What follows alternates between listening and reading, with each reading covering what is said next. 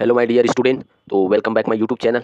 तो C G SET 2026 life science का आज हम लोग सेकेंड लेक्चर स्टार्ट कर रहे हैं, जो कि सेल बायोलॉजी का है। और ये जो लेक्चर है जो दोस्तों यहाँ पर दिया हुआ है टॉपिक सेल थ्योरी। ठीक है, तो सबसे पहले क्या होता है सेल थ्योरी। पहले तो हम लोग फर्स्ट लेक्चर में सेल के बेसिक इन्फॉर्मेशन पढ़े थे, जिसमें यूकैरियोटिक प्रोकैरियोटिक्स क्या होते हैं, और सेल है जो कि कैसे फॉर्मेशन होता है, सेल के क्या क्या कंपोनेंट होते हैं, सेल क्या है उसके, वो सब पढ़े थे। अभी इस लेक्चर में हम लोग पढ़ने जा रहे हैं सेल थ्योरी किसने दिया था और सेल का क्या सिद्धांत होता है वो सब। ठीक है, तो सेल थ्योरी दिया था सबसे पहले 1839 में स्लीडेन एंड स्वान नामक साइंटिस्ट थे, उन्होंने डेवलप किया था सेल थ्योरी। ठीक है, सेल डॉक्ट्रिन जो होता है या सेल थ्योरी उन्होंने डेवलप किया था स्लीडेन एंड स्वान नामक साइंटिस्ट ने।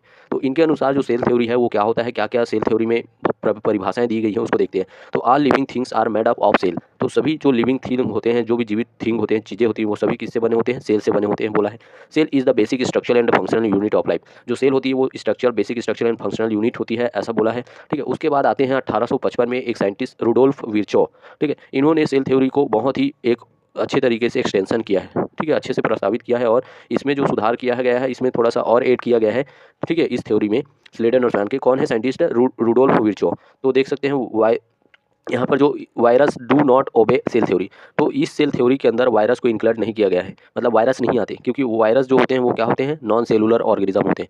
चलिए समझते हैं कि इनके अनुसार, रुडोल्फ विर्चो के अनुसार क्या है cell theory. All living cell arise from pre existing cell. ठीक है, ओमनीस बराबर होता है सेलुला। ठीक है, तो जितने भी सेल होते हैं वो प्री एग्जिस्टिंग सेल से अराइज होते हैं। ठीक है, पहले जो सेल होता है ये एक पहला सेल है, इसी से कोई भी दूसरा नया सेल होगा वो अराइज होगा। ठीक है, इस तरह से, और इन्हीं पुराने सेल से क्या होगा, नए जो जितने सेल होंगे वो अराइज होते हैं। तो प्री एग्जिस्टिंग ये जो सेल है वो कहाँ से अराइज हो रहा है, पुराने सेल से। ठीक है, all living cell arise from pre existing cell, यहाँ से।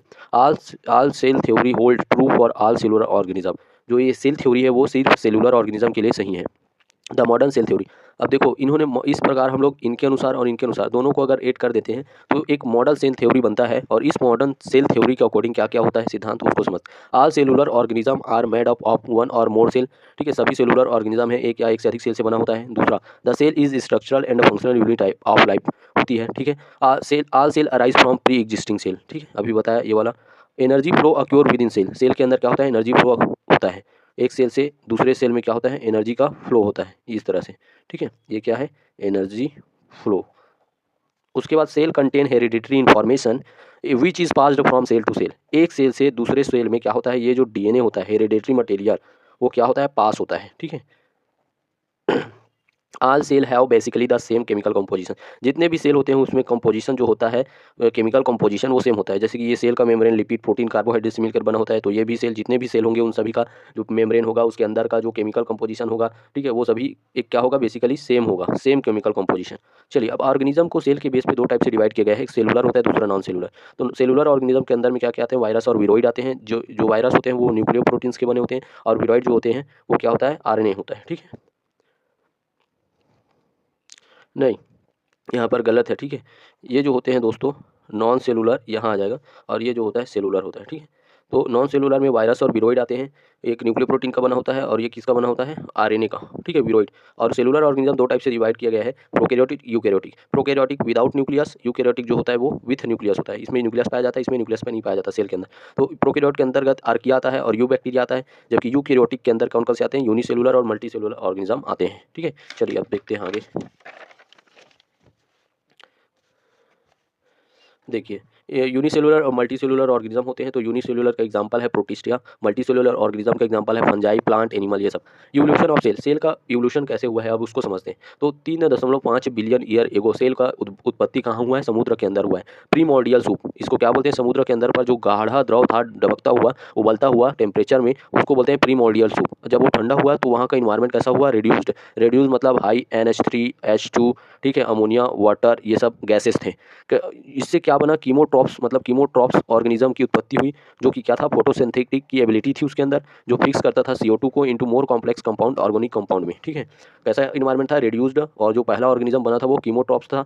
इलियर हाइड्रोजन डोनर, हाइड्रोजन क्या था, सल्फाइड था, लेकिन इलेक्ट्रॉन डोनर कौन था, और वाटर था। प्रारंभिक समय में जो हाइड्रोजन डोनर इन्वायरमेंट में था वो हाइड्रोजन सल्फाइड था, और इलेक्ट्रॉन डोनर कौन था, वाटर था। किसके लिए, ये फोटोसिंथेटिक के लिए। चलिए, अब modern descendant of this early photosynthesis oxygen producer is cyanobacteria.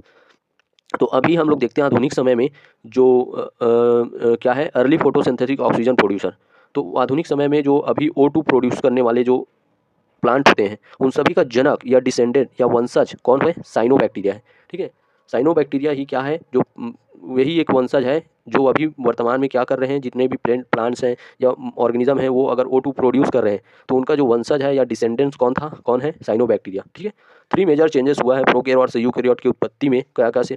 Cell acquire more DNA more compactly fold. ठीक है, equally divide in equally below daughter cell at the cell division, discrete complex with the specific protein. मतलब complexes है जो कि वो क्या होता गया? डिस्क्रीट होते गया स्पेसिफिक प्रोटीन के मदद से।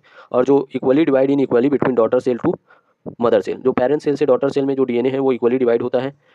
और उसके बाद सेकेंड जो हुआ है, cell become largest and the intracellular membrane organelle develop DNA nucleus enclosed by the double layer of the membrane.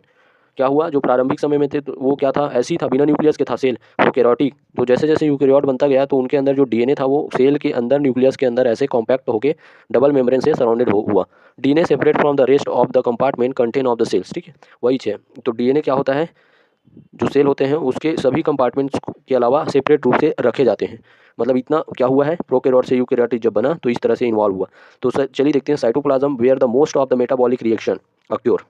Cell के अंदर क्या होता है? ये न्यूक्लियस हो गया, इसके अंदर ऐसे फ्लूइड भरा रहता है, उसको बोलते हैं साइटोप्लाज्म। तो ये साइटोप्लाज्म जो होता है वो क्या होता है? मोस्ट मेटाबॉलिक रिएक्शन कहाँ होता है? यही साइटोप्लाज्म में होता है, जैसे ग्लाइकोलिसिस, क्रेब साइकिल, ये सब।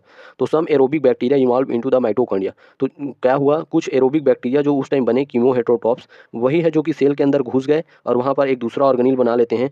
मतलब ये दूसरा एक सेल है और ये न्यूक्लियस है, ये डबल मेम्ब्रेन से सराउंडेड है। और तो ये जो एरोबिक बैक्टीरिया है वो सेल के अंदर घुस गया और यहाँ पर वो बना लेता है माइटोकॉन्ड्रिया। ठीक है, देखो यहाँ पर लिखा है some aerobic bacteria involve into the mitochondria, some photosynthetic cyanobacteria become the chloroplast of the modern plant cell. तो अभी मॉडल प्लांट सेल देखते हो इस तरह से, ये सेल है और उसका न्यूक्लियस है। तो इसके अंदर आप लोग देखते हो क्लोरोप्लास्ट। ठीक है, ये जो क्लोरोप्लास्ट होती है, ग्रेनम होती है, यही क्लोरोप्लास्ट क्या है? साइनोबैक्टीरिया है। मतलब cyanobacteria become the chloroplast of the modern plant cell, ऐसा कहा गया। ठीक है, इस तरह से इन्वॉल्व हुआ है।